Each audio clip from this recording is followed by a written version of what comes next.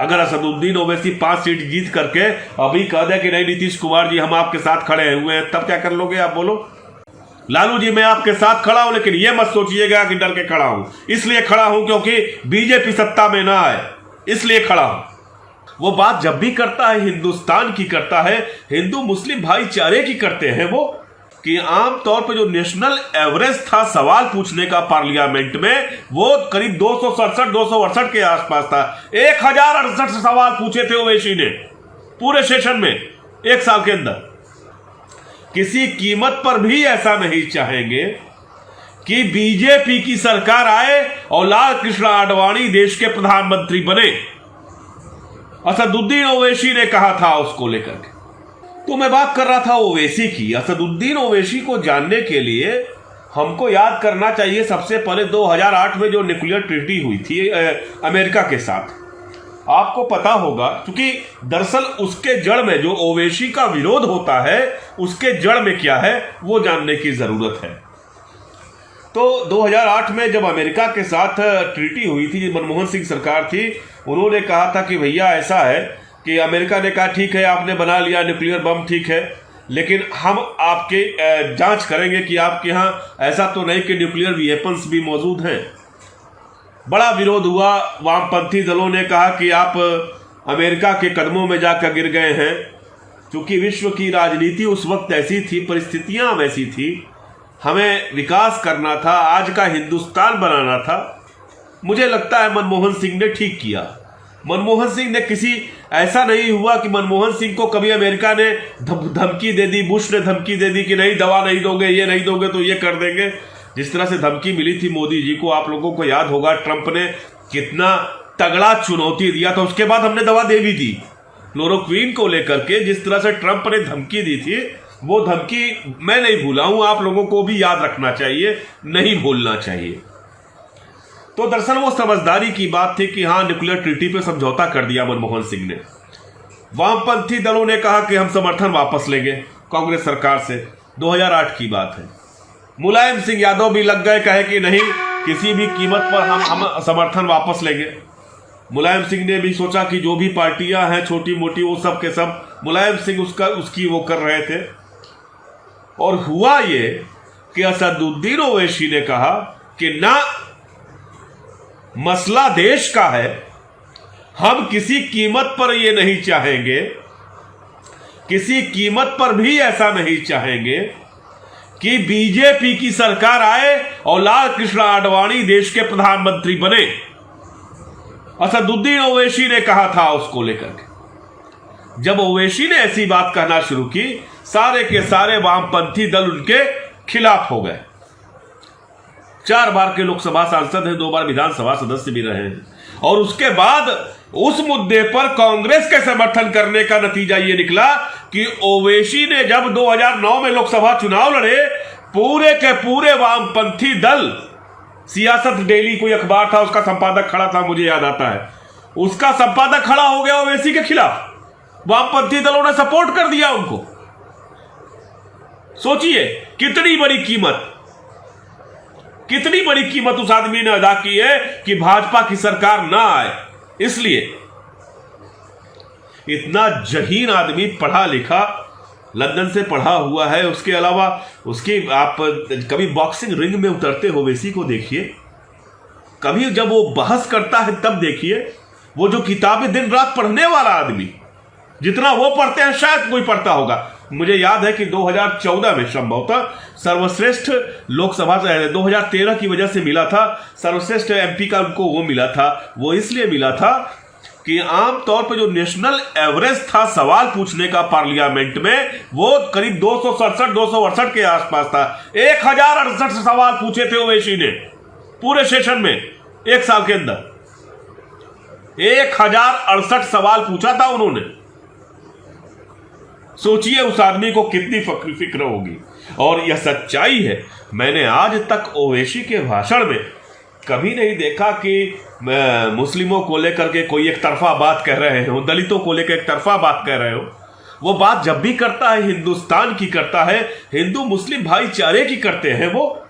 और लोगों को पता है कि ये आदमी लोकतांत्रिक मूल्यों के लिए, समाजवाद के लिए किसी का भी हाथ पकड़ लेगा, ये बीजेपी को नहीं आने देगा। तो जो मन में, हृदय में, अंदर भीतर छुपा के रखते हैं मोदी जी को, जेपी नड्डा को, अमित शाह को, तमाम दल ऐसे हैं। बहुजन समाज पार्टी एक बड़ा उदाहरण रही है आप लोगों के सामने। या लोग जो लोग भयभीत हैं बीजेपी से, वो लोग असदुद्दीन ओवैसी का विरोध करते हैं। हमेशा पाकिस्तान गया उसने जाकर के मणिशंकर अय्यर के साथ, मैंने लाइव डिबेट देखा है, शायद कहीं आपको टीवी पे मिल जाए। साफ साफ बोला, किसी भी कीमत पर आप भारत के मुद्दे पे क्या बोलते हो भाई? हम भारत में हिंदू मुसलमान भाई भाई हम सलट लेंगे, तुम अपना देखो। आप शाह आलम समझ रहे होंगे, दरअसल हम अच्छे पॉलिटिशियंस को स्वीकार नहीं करना चाहते, और खासतौर से वो अल्पसंख्यक हो, दलित हो, तो हम उसको तमाम अवसरवादियों को स्वीकार कर लेंगे। हम रामविलास जी को स्वीकार किए, चिराग को स्वीकार कर लिए, लेकिन हम असदुद्दीन ओवैसी को स्वीकार नहीं करेंगे। किसी व्यक्ति का इस कदर विरोध वोट कटवा है, वो उसको मजाक समझ रखे हो, किसका बेटा है वो पता है? किस व्यक्ति का बेटा है वो, किस परिवार का है उसको पता है। उसको पैसे की कमी है, जाकर देख लीजिए डिक्लेरेशन उनका, कितने करोड़ रुपए हैं उनके खाते में। वो पैसे के लिए चुनाव नहीं लड़ रहा, उसको अपना व्यवसाय नहीं चलाना है। एक आदमी कोई कह रहे थे, कोई मुस्लिम भाई कह रहे थे कि व्यवसाय के लिए अपना वो ये सब कर रहे हैं। कौन सा व्यवसाय? बिहार जैसे गरीब राज्य में कौन सा व्यवसाय करेंगे? पहला आदमी है, चुनाव का नतीजा घोषित हुआ, राजद से साफ साफ कहा कि नहीं, मैं महागठबंधन, लालू जी मैं आपके साथ खड़ा हूं, लालू जी मैं आपके साथ खड़ा हूं, लेकिन यह मत सोचिएगा कि डर के खड़ा हूं। इसलिए खड़ा हूं क्योंकि बीजेपी सत्ता में ना आए, इसलिए खड़ा हूं। तमाम मुस्लिम उम्मीदवार उनके विपक्ष में खड़े होते हैं, लेकिन ओवैसी क्यों जीतते हैं, इस चीज को जानने की जरूरत है। सीमांचल में चले जाइए, बहुत पिछड़ा इलाका है, बहुत पिछड़ा इलाका है। मेरे मित्र हसन जावेद हैं, एक सीमांचल का पेज चलाते हैं फेसबुक पे, कभी जाकर देखिए या सीमांचल घूम के आइए। मैं गया था विधानसभा या लोकसभा चुनाव में, आपको समझ में आ जाएगा कि ओवैसी के जीतने की वजह क्या है। केवल ऐसा नहीं है कि मुस्लिम तुष्टीकरण करके वो जीत गए। मुसलमानों के पास राजद का एक बेहतरीन विकल्प मौजूद था, जिसके बारे में संभावना थी कि वो सरकार बना लेगी, महागठबंधन सरकार बना लेगी, लेकिन फिर भी ओवैसी को वोट देने के पीछे क्या है इसको तो जानिए। जो कैंडिडेट्स हैं उनको तो पहचानिए, तब आपको समझ में आएगा कि दरअसल हम कितने संकीर्ण सोच से देख रहे हैं चीजों को। बिहार के इलेक्शन की एनालिसिस करिए। 7 उम्मीदवार इस बार, मुझे मालूम है कि 7 उम्मीदवार, पिछली बार मुस्लिमों की संख्या ज्यादा थी, 7 कम आए हैं इस बार जो चुनाव परिणाम आए हैं, उसकी वजह को तलाशिए। क्या बेहतर मुस्लिम उम्मीदवार तमाम राजनीतिक पार्टियों ने कम दिए? यह वजह नहीं है, बहुत सारी चीजें हैं, और हमें लगता है कि इस संकीर्णता से बाहर आना होगा। हमको कम से कम MIM की सत्ता को बिहार में स्वीकारना पड़ेगा, असदुद्दीन ओवैसी को बतौर पॉलिटिशियन स्वीकार करना पड़ेगा, और हमें अपने दिमाग से यह बात पूरी तरह से निकालनी होगी कि असदुद्दीन ओवैसी बीजेपी की बी पार्टी या वोट कटवा है। साहसी राष्ट्रीय अध्यक्ष है एक पार्टी का, बेहद साहसी, जहीन, इस देश के बारे में सोचने वाला व्यक्ति है वो। इस तरह से किसी को बेईमान, जब असदुद्दीन ओवैसी गलत करेंगे, सबसे पहले मैं हूंगा जो उनके खिलाफ बोलूंगा। एक गलत निर्णय लेकर के वो देखें। अगर असदुद्दीन ओवैसी 5 सीट जीत करके अभी कह दे कि नहीं नीतीश कुमार जी हम आपके साथ खड़े हुए हैं, तब क्या कर लोगे आप? बोलो। तो इस तरह की बातें नहीं करें, लोगों की राजनीति को नजदीक से देखें, लोगों को समझें, उनको पढ़ें। हम पढ़ते कम हैं, जानते कम हैं, हमें इतिहास बोध बहुत कम है।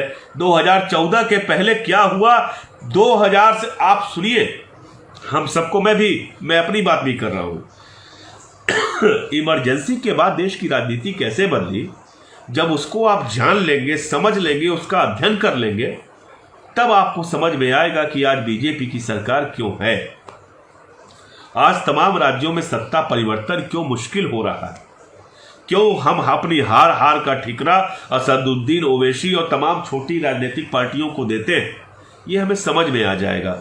हम सबको पढ़ना होगा, जानना होगा। राजनीति ये केवल 6 साल में नहीं बदली है, मोदी जी के आने के बाद नहीं बदली है, गुजरात दंगों के बाद नहीं बदली है। ये पिछले 30 सालों से, कम से कम 30 सालों से, 35 सालों से लगातार चीजें बदल रही हैं और हमको उन्हें जानने की कोशिश करनी चाहिए। तब हम समझ पाएंगे कि AIMIM का क्या महत्व है, तब हम जान पाएंगे कि ओवैसी की पॉलिटिक्स क्या है, तब हम जान पाएंगे कि वामपंथी दलों और तमाम पार्टियों में ओवैसी के विरोध की वजह क्या है। और इस बात को कहने में मुझे कोई भी ऐतराज नहीं है कि ओवैसी के खिलाफ माहौल बनाने का काम देश की वामपंथी पार्टियां कर रही हैं और ये 2008 का बदला ले रही है। यह सच्चाई है।